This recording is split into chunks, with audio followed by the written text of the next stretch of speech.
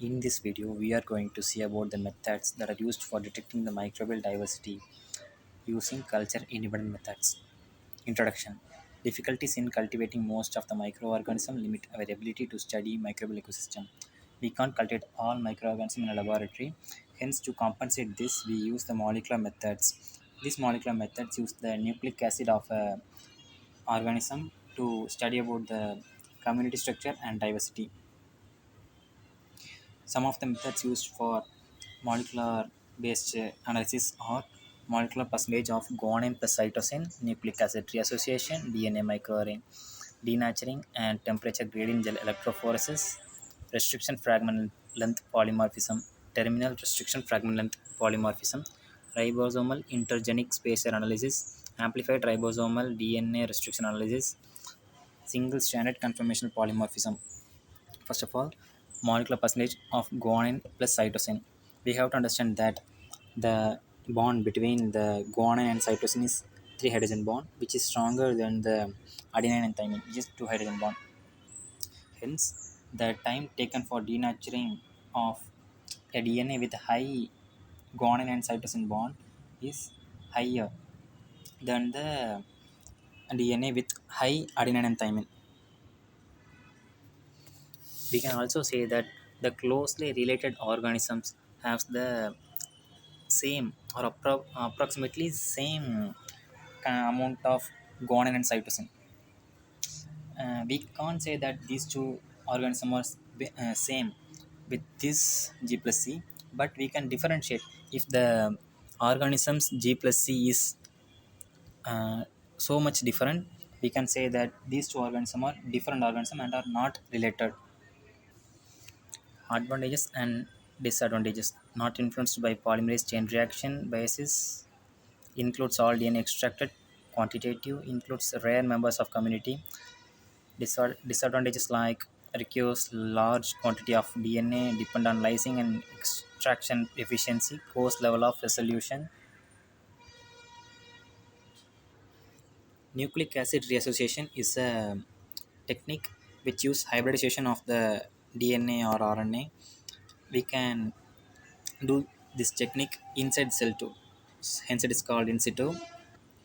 First, the sample is lysed to release the nucleic acids. Then the nucleic acids are denatured and it's allowed to hybridize or reassociate. The time taken for reassociation is based on the similarity in the sequence of the all organisms present in the sample. If the similarity is less, the higher the time taken for reassociation. Advantage and disadvantages. Total DNA extracted, not influenced by PCR biases, can study DNA or RNA, can be studied in situ. Lack of sensitivity. Sequences need to be high copy number for detection, depend on lysing and extraction efficiency. DNA microarray is a technique which use a chip with millions of probes. You can see this image, right? There's a square, that's a chip, and the circle has the probes. Each circle has different probes. For example, if we take two organisms and lyse them to take its DNA, the organism A's DNA is fluorescently labeled with red color, and the organism's B DNA is fluorescently labeled with green color. Now, by seeing this image, you can say that the organisms A DNA is present in the second circle and organism B's DNA is present in the sixth circle, and both organism A and B DNA is present in the third circle, and that gray color circles represent that there is no complementary DNA or complementary DNA to the probe present in that circle. If the complementary strand of the probe is present in the organism, it will give a fluorescent light. If not, they will not give a fluorescent light, hence the ash color. Now, the advantages and disadvantages. Same as nucleic acid hybridization, thousands of genes can be analyzed. If using genes or DNA fragments, increase specificity. Now, disadvantages like only detect the most abundant species, need to culture organism, only accurate in low diversity systems. Then Denaturing and temperature gradient gel electrophoresis. This method is same as guanine plus cytosine content, which means it's based on the hydrogen bond between the guanine cytosine and adenine thymine.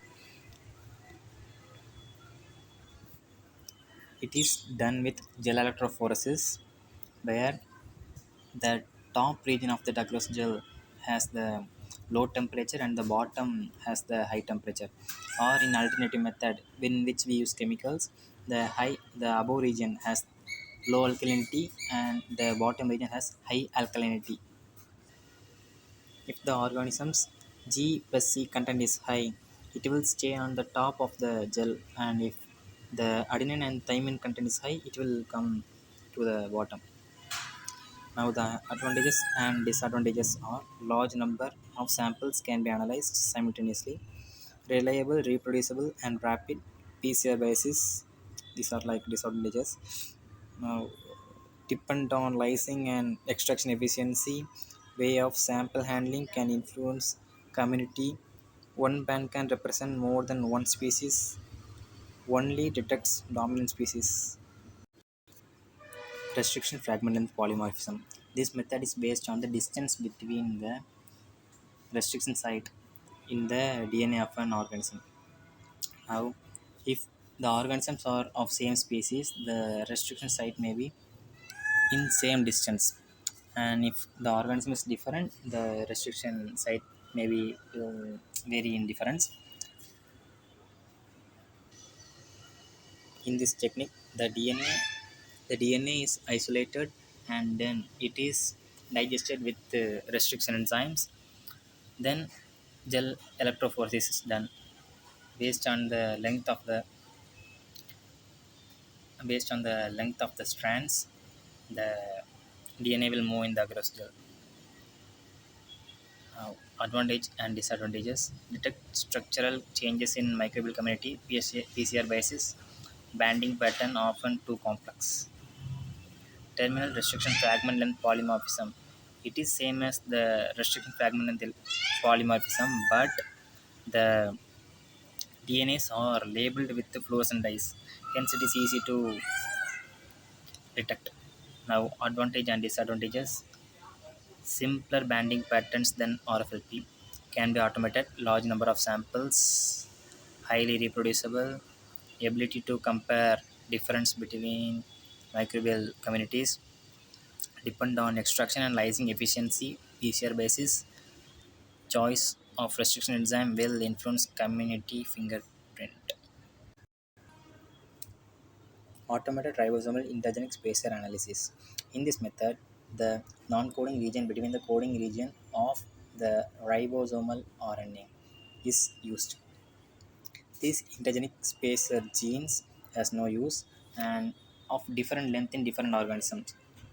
They are used for the gel electrophoresis, and the results are observed like advantage and disadvantages like highly reproducible community profile, requires large quality of DNA, PCR basis.